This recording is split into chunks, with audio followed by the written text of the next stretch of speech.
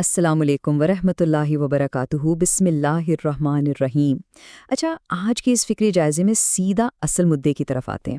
ہم عموماً مقدس عبادات کو دیکھتے ہیں، لیکن ان کے پیچھے چھپی گہری روحانی حقیقتیں وہ اکثر نظر انداز ہو جاتی ہیں۔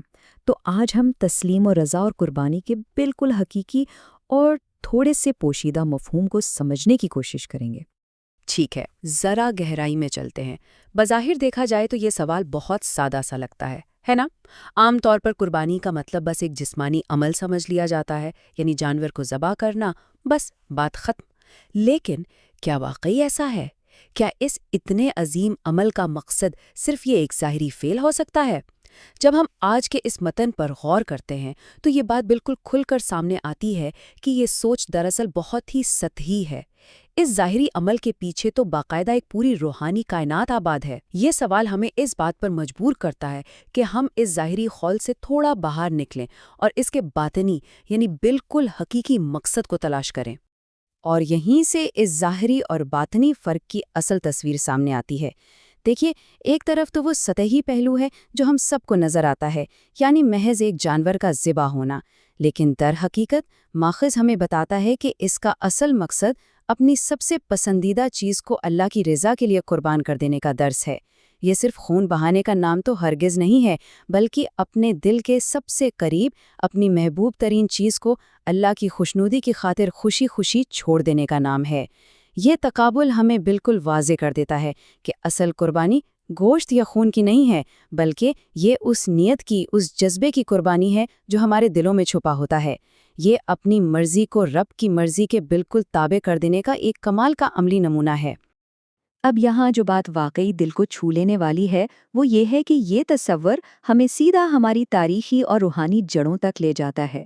اس ماخذ میں خاص طور پر حضرت ابراہیم علیہ السلام اور حضرت اسماعیل علیہ السلام کی عظیم الشان اطاعت کا ذکر ہے۔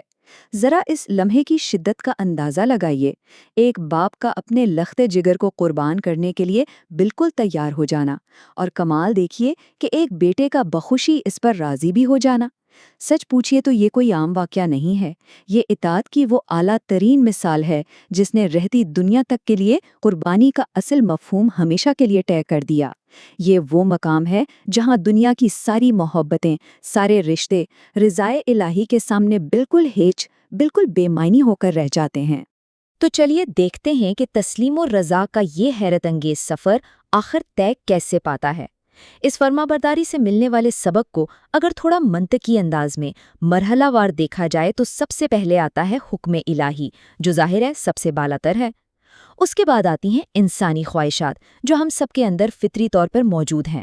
لیکن اصل کمال، اصل نقطہ اس تیسرے مرحلے میں چھپا ہے۔ یہاں یہ سکھایا گیا ہے کہ کس طرح یہ بڑی بڑی انسانی خواہشات حکم الہی کے سامنے بالکل سمٹ کر رہ جاتی ہیں اور پھر بالآخر ختم ہی ہو جاتی ہیں۔ حضرت ابراہیم علیہ السلام اور حضرت اسماعیل علیہ السلام کا واقعہ اسی تسلسل کی سب سے بہترین، سب سے واضح عکاسی کرتا ہے، جہاں خدا کا حکم انسانی جذبات اور دنیاوی محبتوں پر مکمل طور پر غالب آ گیا۔ اب ہم آتے ہیں اس پوری گفتگو کے سب سے اہم، سب سے فیصلہ کن نقطے کی طرف۔ ذرا اس جملے کو بہت دھیان اور ٹھہراؤ کے ساتھ محسوس کیجیے۔ اللہ کے حکم کے سامنے ہر خواہش چھوٹی ہے۔ جی ہاں، یہ وہ مرکزی پیغام ہے جو یہ متن ہمیں دے رہا ہے۔ اس ایک سچائی کی روحانی اہمیت اتنی زیادہ گہری ہے کہ اگر اسے واقعی سچے دل سے اپنا لیا جائے نا تو زندگی کو دیکھنے کا پورا زاویہ ہی بدل سکتا ہے۔ انسان کی بڑی سے بڑی خواہش، انتہائی گہری چاہت، جب اسے خالق کائنات کے حکم کے سامنے رکھا جاتا ہے تو سچ تو یہ ہے کہ اس کی کوئی حیثیت بچتی ہی نہیں ہے، اور یہی وہ اصل بیداری ہے جو قربانی کے اس عمل سے در حقیقت مطلوب ہے۔ یہ ایک چھوٹا سا جملہ ہمیں یہ دعوت فکر دے رہا ہے کہ ہم ذرا اپنے اندر جھانکیں اور اپنی ترجیحات کا پوری ایمانداری سے جائزہ لیں۔ جیسا کہ ہم اس تجزیے کے اختتام پر پہنچ رہے ہیں، متن کے آخر میں ایک بہت ہی خوبصورت اور جامع دعا شامل کی گئی ہے۔ اللہ تعالیٰ ہم سب کی قربانی قبول فرمائے، آمین۔ اور اس کے بالکل ساتھ ہی ایک ایسا سوال چھوڑ دیا گیا ہے جو ذہن کو جھنجھوڑ دیتا ہے۔ آج کی اس تیز رفتار دنیا میں جہاں خواہشات کا ایک نہ ختم ہونے والا طوفان برپا ہے، وہ کون سی ایسی عزیز ترین چیز یا کون سی ایسی عادت ہے جسے رضائے الہی کے لیے قربان کرنے کی ضرورت ہے؟ یاد رکھے، یہ صرف ماضی کا کوئی تاریخی قصہ نہیں ہے، بلکہ آج اور ہر آنے والے کل کے لیے ایک زندہ و جاوید پیغام ہے۔